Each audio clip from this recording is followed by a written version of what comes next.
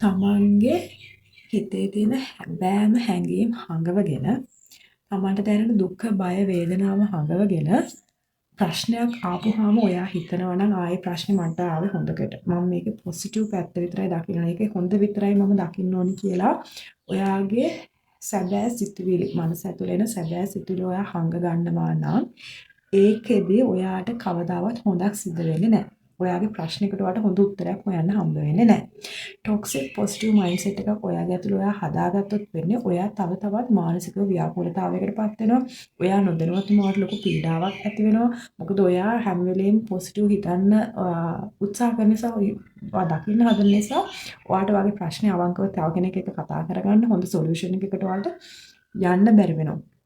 හේතුව අපි ප්‍රශ්නකදී ඒ ප්‍රශ්නේ හොඳ වගේ මේ ප්‍රශ්නේ නරක පැත්ත. ඇයි මට මේ ප්‍රශ්නේ ඇති වුනේ? ඇයි මොකද්ද මගේ වැරද්ද? සහ මොකද්ද මට එතනදි වෙච්ච